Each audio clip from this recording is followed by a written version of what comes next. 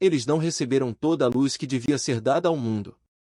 Por meio desses servos, Deus estava guiando o povo para fora das trevas do catolicismo, porém, havia muitos e grandes obstáculos a serem superados por eles, e ele os guiou, passo a passo, conforme podiam suportar. Não estavam preparados para receber toda a luz de uma vez. Como o impactante brilho do sol do meio-dia sobre os que durante muito tempo permaneceram no escuro, causaria rejeição. Portanto, Deus a revelou aos dirigentes pouco a pouco, à medida que podia ser recebida pelo povo.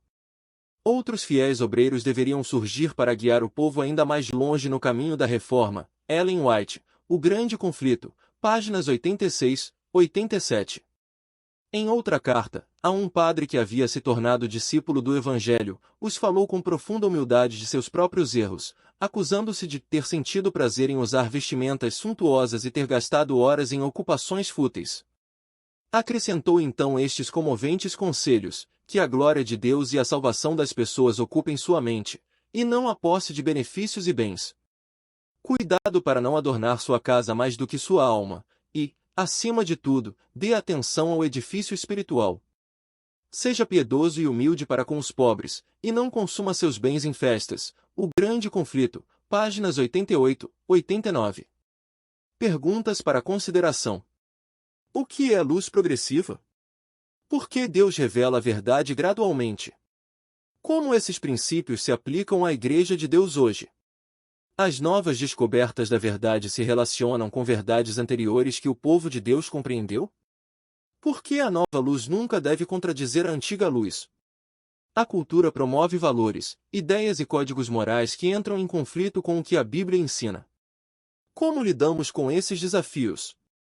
Podemos ser bons cidadãos, ao mesmo tempo, não sucumbir a valores distorcidos que a cultura proclama? Como a carta de Hus impacta seu pensamento? O que o impressiona nessa carta? Quando Cristo proibiu o povo de o proclamar rei, reconheceu haver chegado a um ponto decisivo em sua história. Multidões que hoje o desejavam exaltar ao trono, dele se desviariam amanhã. A decepção de suas ambições egoístas, transformar-lhes-ia o amor em ódio e os louvores em maldições.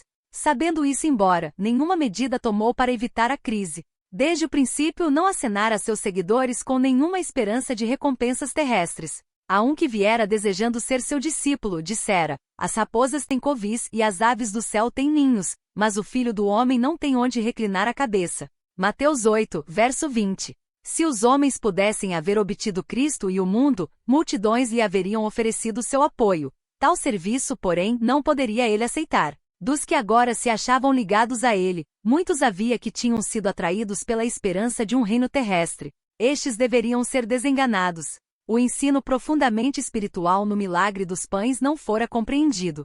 Deveria ser tornado claro, e essa nova revelação traria consigo mais rigorosa prova. O milagre dos pães foi divulgado por toda parte e no dia seguinte, bem cedo, o povo afluía a Betsaida para ver a Jesus. Vinham em grande número por terra e por mar. Os que o deixaram na noite anterior, voltavam esperando encontrá-lo ainda ali, pois não houvera nenhum barco em que tivesse podido atravessar para o outro lado. Suas buscas, porém, foram infrutíferas, e muitos regressaram a Cafarnaum, buscando-o sempre. Entretanto, chegará ele a Genezaré após um dia de ausência. Logo que se soube de sua chegada, correndo toda a terra em redor, começaram a trazer em leitos, aonde quer que sabiam que ele estava, os que se achavam enfermos. Marcos 6, verso 55. Algum tempo depois foi ele à sinagoga, e aí o acharam os que vieram de Betsaida.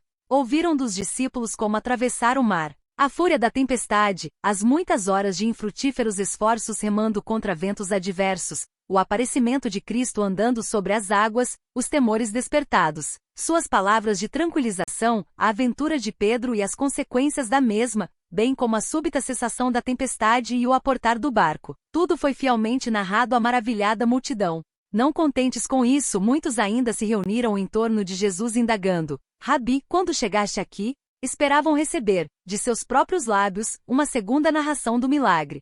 Jesus não lhe satisfez a curiosidade.